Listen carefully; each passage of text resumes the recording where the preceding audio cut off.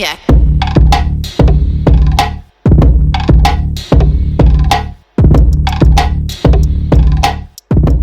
Greetings. I am Ak El Mumin. I am the CEO of El Mumin Media. El Mumin Media is a media company that is comprised of Muslims who accept the new Islam. This is our first podcast, and it is called The New Islam. In this first episode titled The Basics, we will define some terminology to lay a foundation for future episodes. A large part of our mission is to shine the light of truth on the earth, especially in a world largely filled with other than the truth, thereby causing confusion. We bring an alternative perspective filtered through the lens of the new Islam. So in this episode, we will look at some specific words and concepts, then briefly mention where we are headed. Finally, we will share how we can be contacted. What do we mean when we say the new Islam? I will assume that most people tuning into this podcast have heard the term Islam.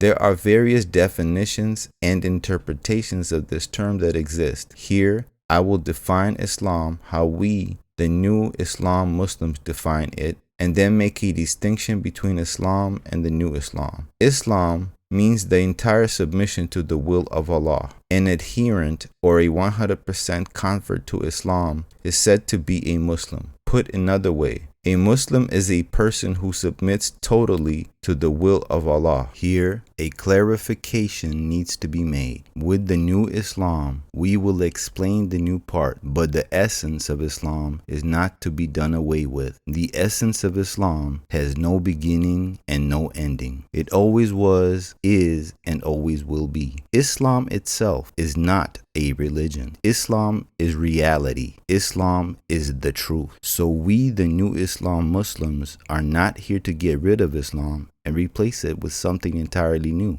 More so, we are bringing new content, but the essence or foundation is everlasting. For example, a new Islam Muslim is one who totally submits to the will of Allah. That is an everlasting part that will never change. Simply put, whether old or new, a Muslim totally submits to the will of Allah forever. Now, what is Allah? I am quite sure that you are aware of the word Allah. Allah is an Arabic word for God in English. More specifically, it is a term made up of two other terms, El and Lah. Lah in Arabic means God. El is a definite article meaning the. Putting it together, it means the God of all gods, or the one God who has no equal. According to our faith as New Islam Muslims, the New Islam was brought to us who are converts by a man called Master Farad Muhammad on July 4th, 1930. He appeared to us on that date in the city of Detroit, Michigan, here in the United States of America, in the Western Hemisphere of our planet. This has a profound significance because this same man, in addition to bringing and teaching us the new Islam, gave us a flag called the Holy Flag of Islam. It looks very similar to the flag of Turkey inasmuch as it is mostly a red flag with a white 5-pointed star next to a white crescent. However, our flag has a very important difference. The Turkish flag's crescent points to the right of the flag, representing the east, as in when looking at the world's map and its compass directions, representing the compass directions of the earth. Most Muslim countries that have a crescent in their flag, such as Turkey, Algeria, Pakistan, Tunisia, and others, have a crescent pointing to the east, the direction of the rising sun on our planet. The east is the predominant direction. This shows where the old Islam comes from. We also refer to the old Islam as Orthodox Islam. So from time to time, I might refer to the old Islam as Orthodox Islam. The crescent in our flag, the holy flag of Islam, the flag of the lost foundation of Islam, points to the left of our flag, representing the Western Hemisphere of our earth. This signifies that the new Islam that was brought over here to us by Master Farad Muhammad is to rise up in the earth, starting right here in the United States of America, in North America, which is in the Western Hemisphere,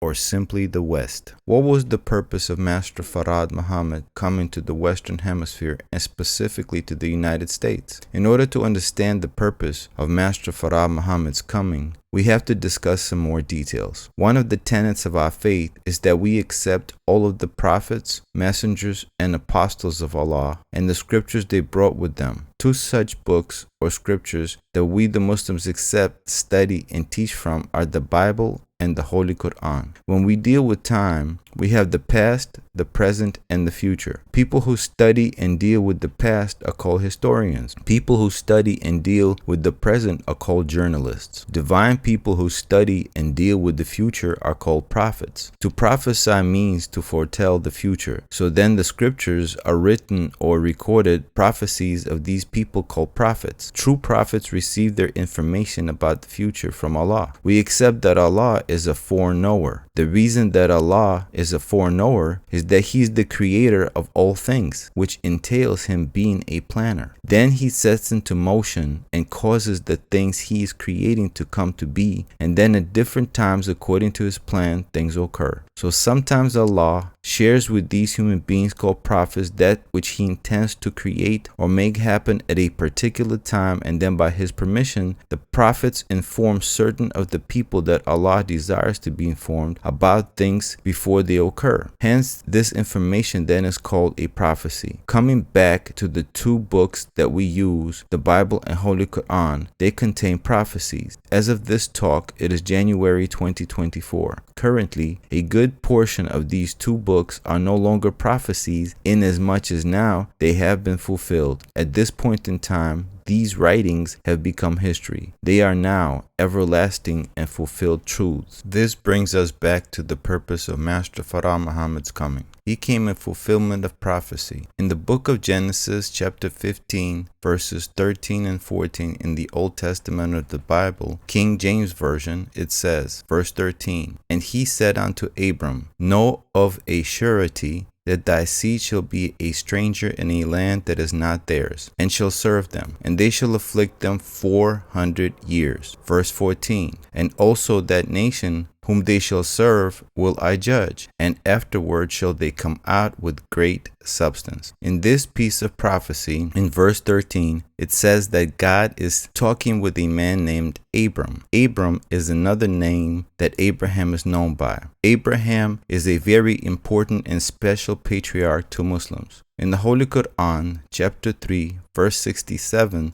Maulana Muhammad Ali's translation, it says, verse 67, "Abraham was not a Jew nor a Christian, but he was an upright man, a Muslim, and he was not one of the polytheists." According to both the Bible and the Holy Quran, Abraham was a righteous servant of Allah, God. He is a great patriarch for all Muslims. Here, I don't have the space to thoroughly treat this subject, but I still have to make mention of some references in order for us to lay the foundation from where we can go further. In future episodes, we will deal with all these topics in more depth. A major reason why this point has to be dealt with now is that there is a claim in the world led by the white Western governments such as the United States, Europe, Australia, New Zealand, and Israel itself that the white Caucasian Jews are Abraham's descendants, and according to the scriptures, God chose this particular seed of Abraham to be His chosen people, to bring in a kingdom of heaven or a new nation of truth and righteousness in the earth. This is a falsehood spread in the earth that we will deal with here and now. The Holy Quran tells us then that Abraham was a righteous man and he was not a Jew nor a Christian. What about the Bible? Does the Bible agree with the Holy Quran? In John chapter 8, Jesus is having a debate with the Jews about the same subject of Abraham and lineage. He deals with the Jews' claim that they are true Abraham's seed that is chosen by God Himself to inherit and build His kingdom on the earth. Starting at chapter 8, verse 37, Jesus repeats the Jews' claim and then makes a distinction. Verse 37, "I know that you are Abraham's seed, but you seek to kill me, because my word had no place in you." Verse 38, "I speak that which I have seen with my father, and you do that which you have seen with your father." Verse 39, "They answered and said unto him, Abraham is our father. Jesus saith unto them, If you were Abraham's children, you would do the works of Abraham. Verse 40. But now you seek to kill me, a man that had told you the truth, which I have heard of God. This did not Abraham. There are a lot of things being brought up here, and we need to unpack them. Just as in the past, the Western world, in agreement with Israel and the Jews, say that they, the Jews, are the chosen people of God and the true descendants of Abraham. The Jews use the Old Testament, also known as the Torah of the Bible, specifically here the prophecy of Genesis chapter 15 verses 13 through 14 to say that it is referring to themselves. The Christian white people use the whole Bible to teach from, but the Bible does not support neither the Jews nor the Christians in their claims. There is a contradiction. We will also look at history to see if actual facts match up with the scriptures. The Honorable Silas Muhammad, CEO of the Lost Foundation of Islam, teaches a definition of truth. In future episodes, we will cover more in depth who the Honorable Silas Muhammad is and why we give him the title Honorable. We should also do a more thorough treatment of Master Farad Muhammad and the Most Honorable Elijah Muhammad. In this episode, The Basics, we only mention these men in brief, for they are crucial for us to lay down our foundation in moving forward. However, space here doesn't allow for an in-depth analysis. We have to go one step at a time. Eventually, we will cover it all. Returning back to our subject, the Honorable Silas Muhammad defines truth as the word followed by the act. The prophecies in the scriptures are words that were written as a foretelling of future events before they occurred. On their faces, the words were just words. Once the words were manifested or fulfilled in reality, which put another way, they were acted out following the words, they became history or facts. Then they are no longer prophecies, but simply the truth. Another point to add here is Mr. Muhammad says, when reality matches up with prophecy, then a revelation has occurred in your mind. Information that wasn't known before that moment, and then it becomes instantly clear, or as in having an aha moment in one's mind. For instance, here we have Jesus, who has had a relationship between a ruling class of Jews approximately 2,000 years ago in Asia Minor, or the Middle East and Palestine. So having observed this people and interacted with them over some time, Jesus now has a knowledge and awareness of them. Finally, he had an aha moment. Jesus had some knowledge, and he saw that the Jews' words did not match their acts. Their history did not match the prophecy of Abraham and his seed. Therefore, he was able to conclude in truth that the Jews were making a false claim and were not the chosen people of God. He knew the criteria of the chosen people of God and Abraham's seed. Also, Jesus mentions that there is another man who is a father to the Jews as opposed to Abraham. Another crucial point that is raised is that Abraham's seed was prophesied to fall into over 400 years of slavery to another race of people other than themselves, as we are told in Genesis chapter 15 verse 13. So when Jesus said in John chapter 8 verse 32 to the Jews, verse 32, "And you shall know the truth, and the truth shall make you free," the Jews responded to him with verse 33, "We be Abraham's seed, and were never in bondage to any man." This scenario occurred about 2,000 years ago.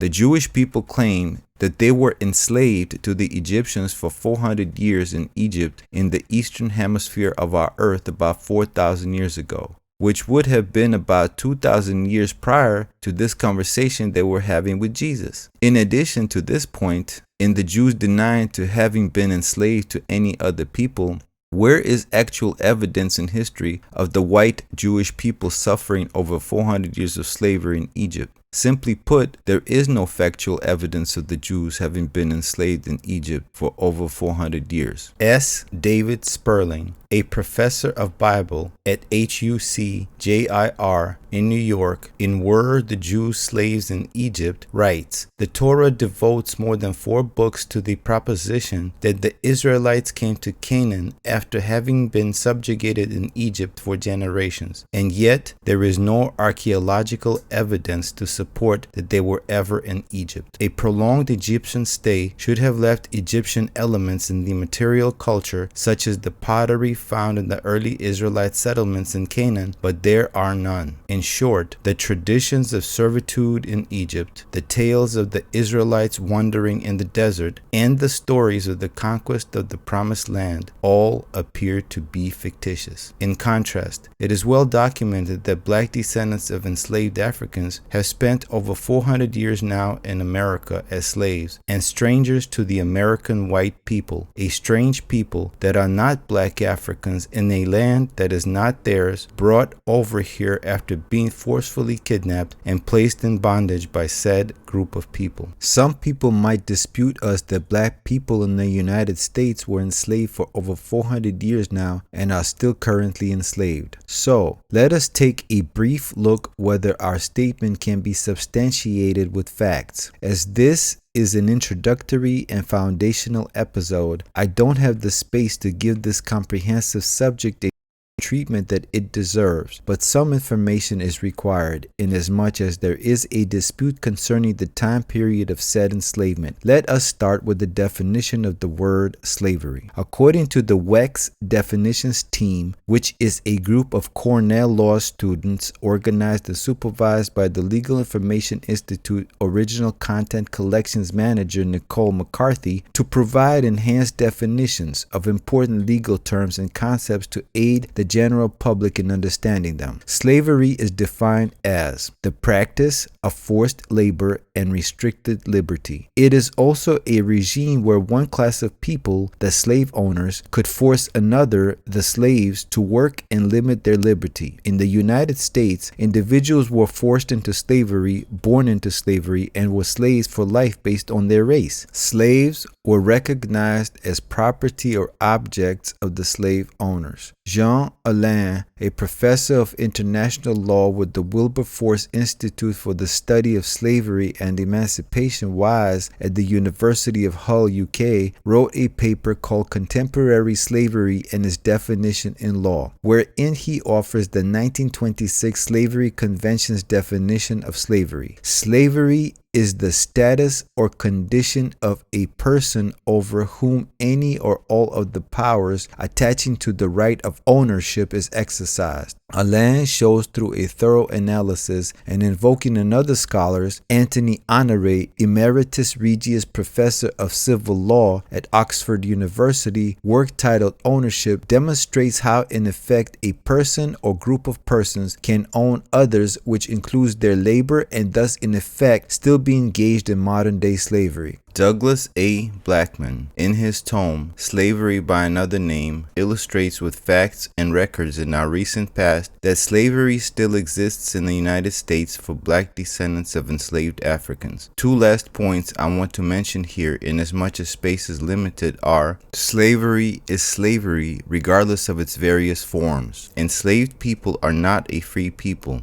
Although chattel slavery was abolished in 1865 with the passing and ratification of the 13th Amendment of the United States Constitution, black people who were descendants of enslaved Africans didn't receive equality and freedom, indeed, as American white citizens had and still have. This leads us to the final point that the 13th Amendment has a loophole. Neither slavery nor involuntary servitude, except as a punishment for crime whereof the party shall have been duly convicted, shall exist within the United States or any place subject to their jurisdiction. This means that if one is convicted of a crime, slavery or involuntary servitude can be exercised on that person as a punishment. This means that even if the person is innocent, so long as they are convicted of the alleged crime against them. Master Farad Muhammad, the founder of the Lost Foundation of Islam in the wilderness of North America, taught us that the first black slaves were brought to America on April 1st, 1555 on a slave ship named Jesus by an English slave trader called Sir John Hawkins. On the History Channel website, in the section titled First Enslaved Africans Arrive in Jamestown, setting the stage for slavery in North America, it says, on August 20th, 1619, 20 and odd Angolans, kidnapped by the Portuguese, arrive in the British colony of Virginia. and are then bought by English colonists. The arrival of the enslaved Africans in the New World marks a beginning of 2.5 centuries of slavery in North America. Founded at Jamestown in 1607, the Virginia colony was home to about 700 people in 1619. The first enslaved Africans to arrive in Virginia disembarked at Point Comfort, in which is today known as Fort Monroe. As a Muslim believer, I accept and agree with Master Farad Muhammad that the first black slaves were brought over to America in 1555. Whether you agree with Master Farad Muhammad's date or the United States date, I reference this information to show and prove that black people who are descendants of enslaved Africans here in America have indeed spent over 400 years in slavery, enslaved to a race of people who are a different race and culture than what they were when enslaved, in a land that wasn't theirs and definitely fit the prophecy of Genesis chapter 15 verse 13. Today this prophecy is now history. It is well documented and people of the earth can bear witness to it. This brings us to the summation and conclusion of our point here. Simply put, the white Jewish people are not Abraham's true seed and no real God. The God that is talked about in the scriptures chose them to be his chosen people. However, black people here in the Western Hemisphere of the earth, specifically in America, are the true descendants of Abraham, who actually spent over 400 years in slavery to another race of people that afflicted them for over 4 centuries, up to the present moment, with the worst treatment of human beings in recorded history. By some estimates, over 100 million black people lost their lives in a brutal, inhumane, and horrific way in the middle passage of the Atlantic Ocean just on the way to the said 4 centuries. This leads us back to the purpose of Master Farad Muhammad's coming, and specifically to the wilderness of North America. In Genesis chapter 15 verse 14 it says, verse 14, "And also that nation whom they shall serve will I judge." The I here is God himself. He will come to this nation and judge them for their evil deeds against his people. In the book of Matthew, New Testament, in the same Bible, King James Version, Matthew chapter 24 verses 27 and 28 say, "For as the lightning cometh out of the east and shineth even unto the west, so shall also the coming of the Son of Man be." Verse 28, "For wheresoever the carcass is, there will the eagles be gathered together." God in the Bible is referred to by various names and titles. They all are references to the same person in real life. One of the titles that God is known by is the Son of Man. In future episodes, we will get into more depth concerning this, but for the moment, let's accept that this is the case. The important point here is, where is this God coming from and where is he going? It says that he would come out of the east and would come to the west. This means that this person or God, also known as the Son of Man, will come out of the eastern hemisphere of our planet and come to the western hemisphere of our planet. He would come looking for a carcass, and in that place where this carcass would be, the eagles would be gathered together. Let's unpack this. A carcass is defined as, number 1, the dead body of an animal. Number 2, the structural framework of a building, the remains of something being discarded, dismembered, or worthless, as in the floor is littered with the carcasses of newspapers. Coupled with Genesis, we can glean that we are talking about the carcass of a dead body of people, or a mentally dead body of people, or a dead nation. Symbolically, they are like sheep or a group of prey to another people referred to as predators called eagles, preying on their dead bodies. One group of people are the predators preying on another victimized group of people as sheep, or another group of animals that would be in the position of a prey to the eagles. The United States symbol or mascot is the eagle. The prophets foresaw from Allah, God, that a particular nation would enslave his people in the future, and a symbol would be the eagle. This is referring to the United States of America, or these eagles are gathered, united together, and preying on this other dead nation of people for over 400 years in the Western Hemisphere. This is where this Son of Man will come to save and deliver his people and judge that same same nation for her crimes against humanity. Some people think that God or Allah is a mystery being. Mystery, according to the Merriam-Webster dictionary, is defined as something not understood or beyond understanding. Others think that God or Allah is some type of spirit-like or ghost-like being with power over everything and knows everything and exists in some other dimension in outer space, the exact locale of which is unknown, or it is a mystery to human beings right here on the earth. The Bible, however, differs on this view of God. In the book of Habakkuk chapter 3 verse 3 Old Testament King James Version, it says, verse 3, God came from Teman. Teman is a proper noun, so this means a place, a person, or a thing with that name. Through some scriptural studies and cross-references, we find that Teman is a man and a son of Eliphaz, who is a son of Esau,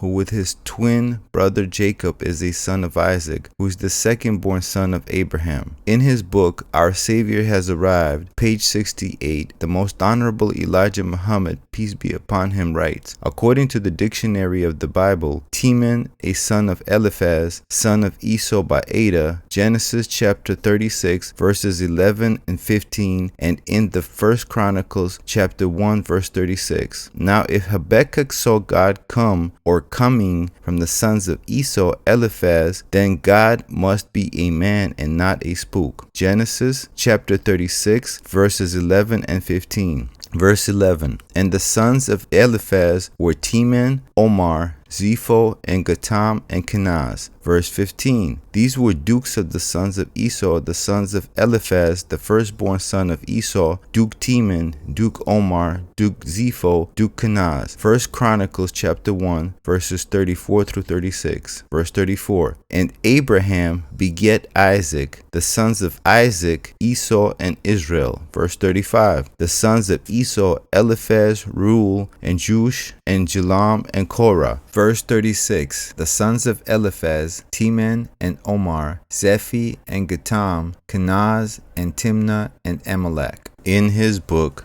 The Fall of America, page 38, the Most Honorable Elijah Muhammad, a black man in America who was a descendant of enslaved Africans and spent 3.5 years with Master Farad Muhammad in Detroit, Michigan, writes, Master Farad Muhammad, to whom praises are due forever, is a man. His teachings bring us into reality and not into some kind of spooky or spirit or ghost-like teaching. Master Farad Muhammad, to whom praises are due forever, is the all-wise and living God. He desires that we see him as he is, a human being and not something beyond the family of human beings, spookisms. We could never ask a formless spirit to lead us because we are not a formless spirit ourselves. Man can only listen to man. Man cannot listen to other than man. In his book, Message to the Black Man in America, page 6, in a section called Is God a Spirit or a Man?, the Most Honorable Elijah Muhammad writes, God is a man, and we just cannot make him other than man, lest we make him an inferior one. For man's intelligence has no equal in other than man. His wisdom is infinite, capable of accomplishing anything that his brain can conceive. A spirit is subjected to us and not we to the spirit. Habakkuk uses the pronoun he in reference to God. This pronoun he is only used in the case when we refer to a man or boy or something of the male sex. Are we living in a material universe or a spirit universe? We are material beings and live in a material universe. Would not we be making ourselves fools to be looking forward to see that which cannot be seen, only felt? Where is our proof of such a God, spirit, to teach that God is other than man? If I would say that God is not man, I would be a liar before him and stand to be condemned. Remember, you look forward to seeing God or the coming of the Son of Man, a man from a man, and not the coming of a spirit. Let that one among you who believes God is other than man prove it. With these references that I have pointed out from the Bible and the Most Honorable Elijah Muhammad's books, I am showing that we, the New Islam Muslims, believe and accept that Master Farad Muhammad is the God that was prophesied to come to a people that was enslaved to another people for over 400 years, and that people are descendants of Abraham, a black man and a Muslim from Arabia, in order to free them from from their slave masters. Master Farad Muhammad teaches that he too is of Abraham's seed through his son Isaac, whereas black people in America who are descendants of enslaved Africans are of Abraham's seed through his son Ishmael. This means that Master Farad Muhammad is a relative to said black people in America. Returning to the purpose of Master Farad Muhammad's coming to America, and specifically to black people who are descendants of enslaved Africans, as well as bring them a flag, namely the holy flag of Islam that we discussed earlier in this episode, the Most Honorable Elijah Muhammad writes in his book, The Flag of Islam, pages 1 and 2. Allah, God, in the person of Master Farad Muhammad, to whom praises are due forever, found us, his black people here in North America, which is spiritually referred to as the wilderness of North America. He has power over the heaven and the earth. He called us a nation for the first time. This coincides with the Bible, which refers to him as making a nation out of us himself after he found us. Therefore, he began at once calling us the lost found nation of Islam in the wilderness of North America. He brought to us a flag to represent our independence as a nation. He offered to us a flag which represents an independent people. All people, races, and nations who are independent to exercise the authority of an independent nation under a flag designed by them for their state or country. We, the black people, are often referred to as being the lost found nation in the wilderness of North America. Since our flag has been given to us to represent us as an independent nation, it is referred to in the words, the flag of Islam.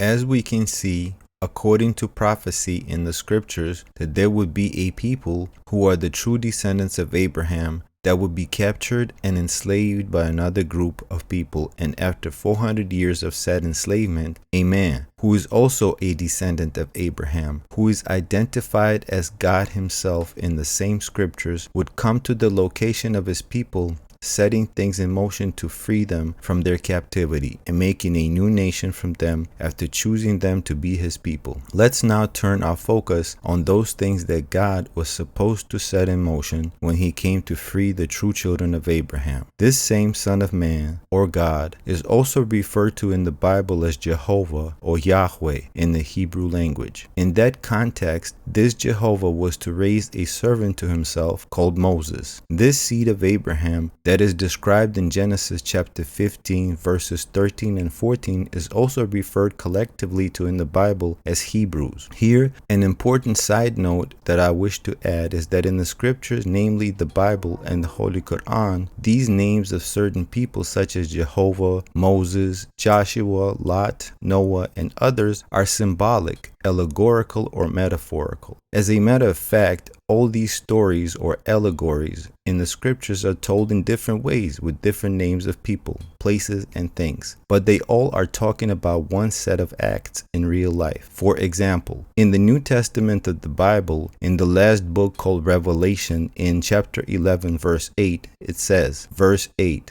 "And their dead bodies shall lie in the street of the great city, which spiritually is called Sodom and Egypt, where also our Lord was crucified." This tells us that there is a particular place referred to as the great city, and then it says that this place is known by two other names, Sodom and Egypt. The two names are said to be spiritual. So since these names in the Bible are spiritual, then we are instructed not to take them as literal names. Another point that I would like to shine the light on is that in the world, when it comes to talk of the Bible, generally speaking, the places Sodom and Egypt are said to be two different and distinct places on earth that occurred in different times with their own unique histories. In the Encyclopedia Britannica, in the historicity section concerning Sodom, it says, Sodom and Gomorrah are possibly located under or adjacent to the shallow water south of El Lisan, a former peninsula in the central part of the Dead Sea in Israel that now fully separates the sea's northern and southern basins. They presumably were devastated about 1900 BCE by an earthquake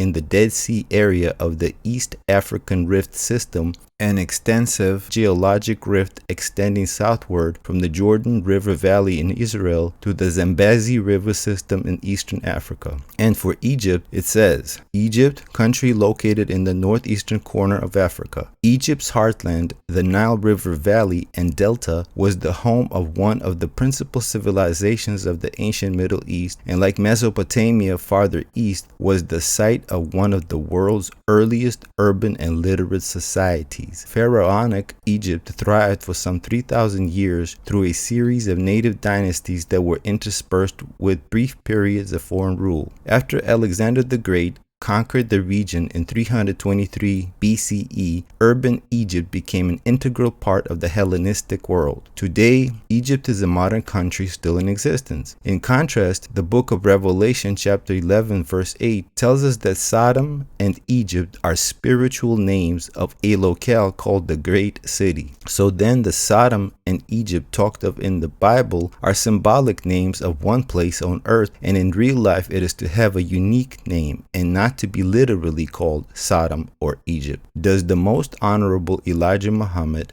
the last and greatest messenger of Allah, agree with the scriptures where a place in real life is known by more than one spiritual, symbolic, allegorical, or metaphorical name? I will reference a few of his writings to show and prove that yes, he does. To wit, in his book, The Fall of America, page 128, the most honorable Elijah Muhammad writes concerning Sodom, the Bible is referring to the people of America when it is referring to the people of Sodom and Gomorrah. Allah, God, destroyed them when he saw that it was good to do so. Genesis chapter 19 verse 13. As it was with Sodom and Gomorrah, so it will be with America. Let's see what is another name that this great city is called in the Bible. A great tool to study the Bible is a study Bible. Study Bibles have a roadmap that leads the student or scholar seeking a deeper understanding of the scriptures. One such tool is the Hebrew-Greek Keyword Study Bible. A key feature of these study Bibles is the cross-reference that takes you to another part of the Bible that shows related or extended content to the part that you are interested in finding more information about. Collectively, they form a path so that you can find your way concerning a specific topic.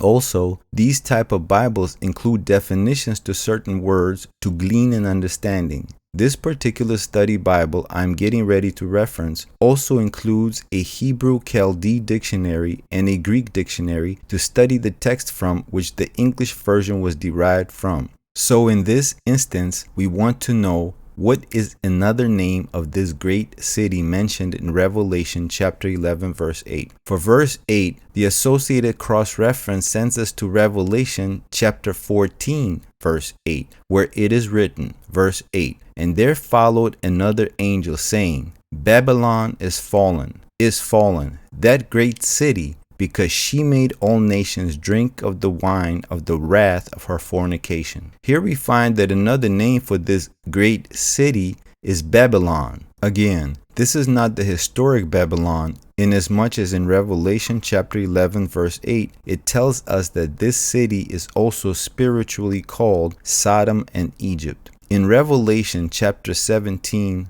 verses 4 and 5, this same nation or country is referred to symbolically as a woman in addition to Babylon. Also in verse 5, we will see that it is not the actual historical Babylon that is being talked about, but rather a future country that is a type of Babylon, but will have a different literal name. The Bible is a book that is actually a collection of other books which contain prophecies, and as we went over earlier in this episode, prophecies are predictions of the future by divine people called prophets, and who receive their prophecies from Allah, God. A pertinent point to add here and to reiterate is that these scriptures are written using symbolic, allegorical, metaphorical, or figurative language that has to be interpreted or mashed up with actual or literal terms in real life. As a reminder, the Honorable Silas Muhammad shared that when reality matches up with prophecy, a revelation has occurred in the mind. After that, we can say that that person is now living in an awake state, or the light of understanding has been turned on for them, and henceforth they can clearly see the truth in their mind's eye through the Spirit of truth. Revelation chapter 17 verses 4 and 5 say, verse 4, "And the woman was arrayed in purple and scarlet color, and decked with gold and precious stones and pearls, having a golden cup in her hand full of abominations and filthiness of her fornication." Verse 5, "And upon her forehead was a name written, Mystery Babylon the Great, the mother of harlots and abominations of the earth." As we defined the word mystery earlier, it means something not understood or beyond understanding. Clearly here in the book of Revelation, we are talking about a different Babylon than the historical Babylon. It is pointing to a nation that would arise in the earth that would be similar to or a type of Babylon, but it would be another nation and would have its own unique name. When this nation was foreseen, it was not mentioned by its actual name in reality, but described what type of nation it would be. Another reference to this prophetical Babylon is in Revelation chapter 18. Starting at verse 1, it says, verse 1, "And after these things I saw another angel come down from heaven, having great power, and the earth was lightened with his glory." Verse 2,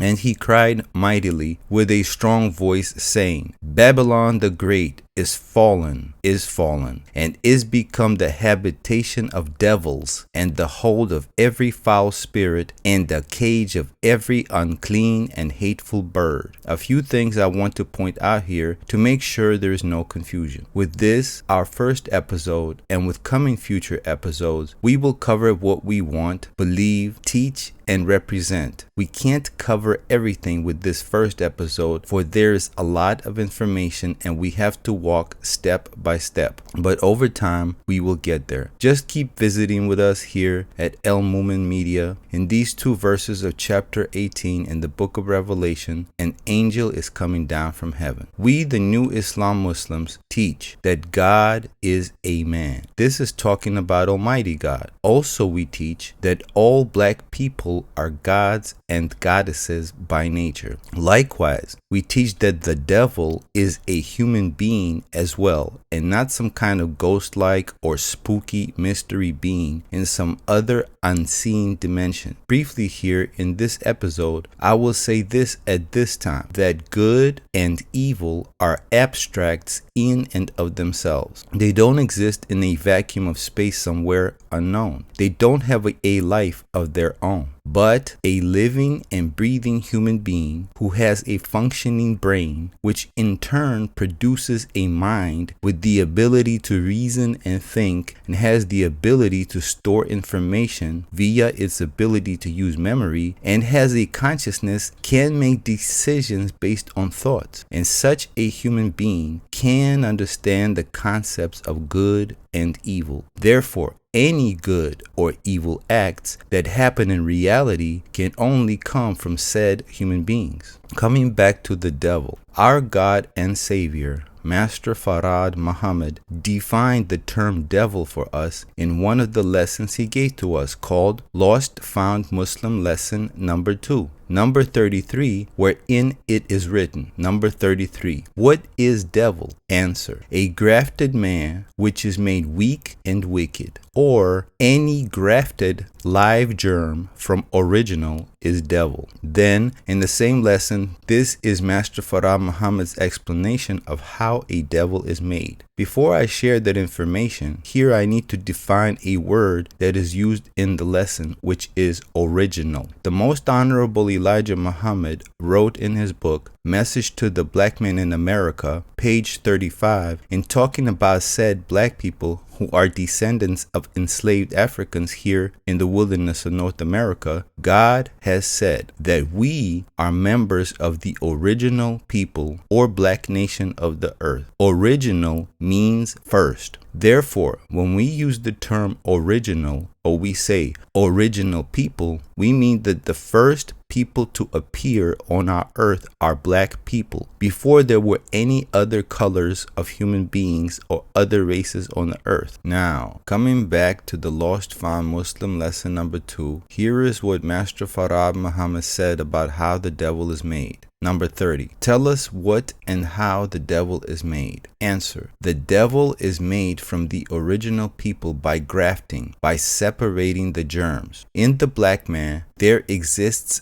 2 germs, one a black germ and one a brown germ. Yaqub, with his law on birth control, separated the brown germ from the black man and grafted it into a white by destroying the black germ. After following this process for 600 years, the germ became white and weak and was no more original. Also, by thinning the original blood, it became weak and wicked, and it is no more the same. Thus, this is the way Yaqub made the devil. Number 31. To make devil, what must you first do? Answer. To make devil, one must begin grafting from original. This is why we say that white people are devils by nature. This has to do with their DNA.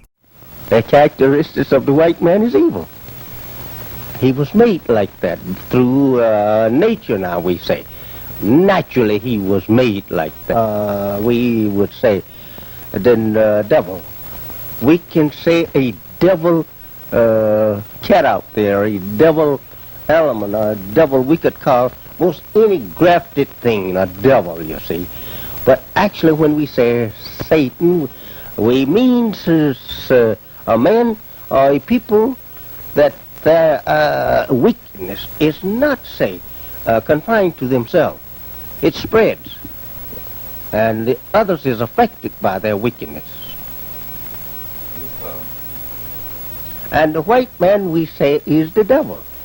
Why? Because of his weak, physically coming into being from original man, aboriginal people of the earth. A famous Austrian white geneticist by the name of Gregor Mendel did extensive studies and experiments in the field of genetics. He's regarded in this world as the father of modern genetics. Mendel's results and conclusions based on his studies verify the teachings of Master Farad Muhammad. In the lesson referenced here concerning the grafting of the white race out of black people, the term germ is used. A germ is a seed that carries genetic information for a living organism, and a new organism can thus be produced from that germ that carries its genetic traits, for example, a clone. So a cell or a sperm or an egg are some examples of germs. Sperm and eggs carry half of the needed amount to produce a human being, for example 23 chromosomes. Mendel described recessive and dominant traits in genes. He conducted experiments with pea plants. He used the law of segregation in order to extract the weaker genes, recessive, onto themselves away from the stronger genes, dominant, and he accomplished results through generations of the peas. This points to the lesson about grafting from Master Farad Muhammad. He taught us about a black scientist that was born a little over 6,600 years ago in Arabia. His name was Yaqub in the Arabic language. In English, it is Jacob. We say that he is the father of the white race.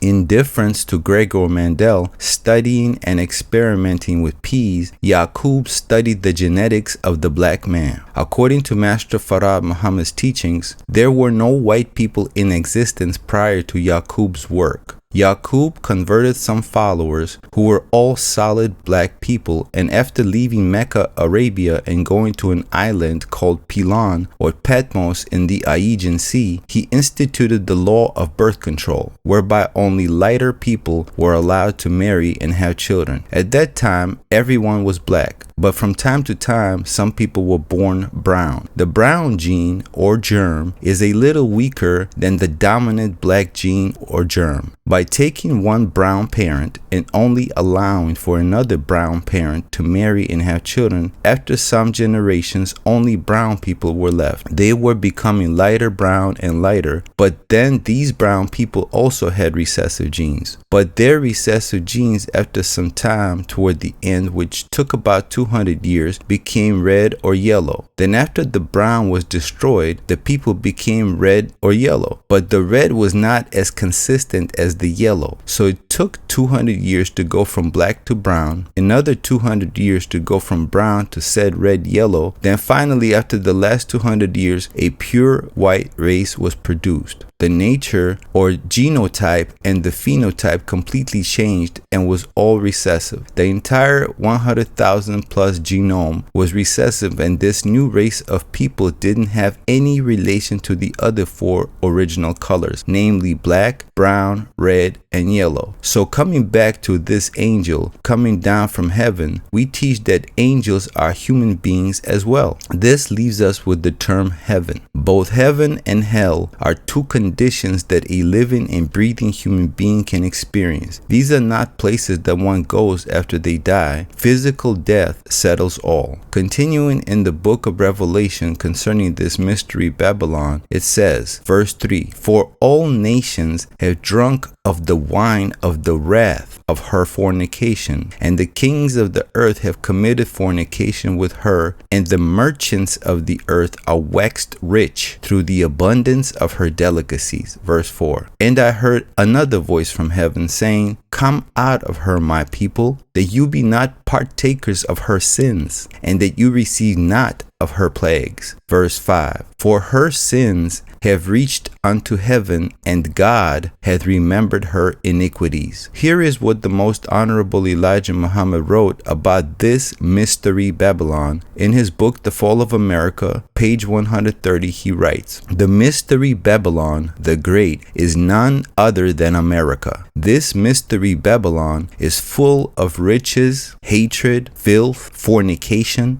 adultery, drunkenness, murder of the innocent, and idol worship. Mystery Babylon is full of names of blasphemy. America is full of various religious faiths of the most ignorant kind. She was once the greatest slave buyer and seller. She has the greatest merchant marine service, the world's greatest export shippers in the merchandise of wheat, beasts, sheep, horses, chariots, gold, silver, iron, brass, wood, slaves, fine flour, corn, and many others. You must know that all of the revelation, or at least 90%, is directed to America. To sum up here, the scriptures tell prophetical allegories using different names of people, places, and things, but actually they all speak of the same overall prophecy in real life on the earth. Following the context of Jehovah and the Hebrew descendants of slaves,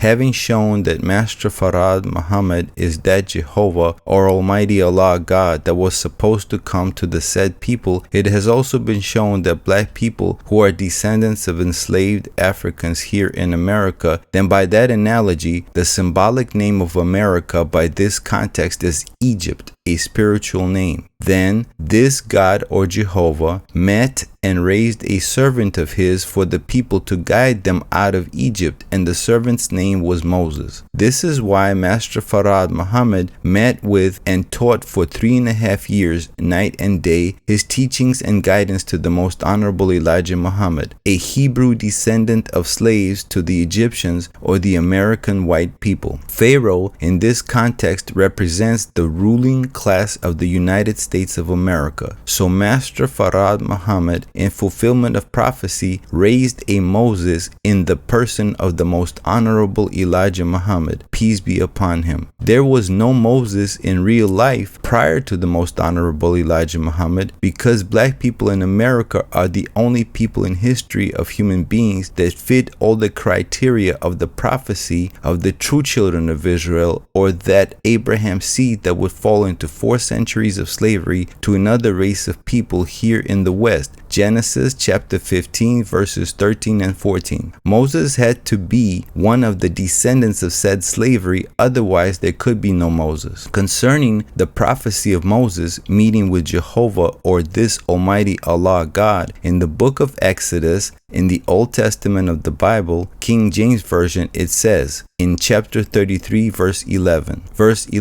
and the Lord spake unto Moses face to face, as a man speaketh unto his friend. This also shows that the Lord is a human being, for ghosts, spooks, or spirits don't have a face nor a voice box to speak with to another person, and Moses was able to see the Lord and spend time with him. One last point I want to mention before I close out our subject matter here in episode 1 is concerning the term New Islam. The Most Honorable Elijah Muhammad, peace be upon him, during his lifetime, October 7th, 1897 to February 25th, 1975, was interviewed by 16 Chicago-based journalists in his home in Chicago on January 14th, 1972. In a book titled Elijah Muhammad Meets the Press, published by Secretarius MEMS, Messenger Elijah Muhammad Propagation Society, which contains the transcription of said meeting, the Most Honorable Elijah Muhammad talks about the New Islam. Pages 13 and 14. Question: after you are gone, Mr. Muhammad, the Nation of Islam will continue to exist. But how? Muhammad: it will be a new Islam to what the old Orthodox Islam is today. It will be altogether a new one. Question: you mean your successor will preside over a new Islam? Muhammad: there will be no successor. There is no need. When a man has got the divine truth and has brought you face to face with God. Question: how will your resources be administered? Muhammad: that will be carried on by the nation. After setting up the nation on the right way or right path to take care of themselves, they do not need any more instruction on that. They will follow it as the Constitution of America has been followed. Question: will it be run by local mosques? Muhammad: no, no, no. After this, the whole entire nation of black people will be governed divinely, and the government will be a divine government set up for us, and it will stand forever. We will not need any change. Question: what did you mean new,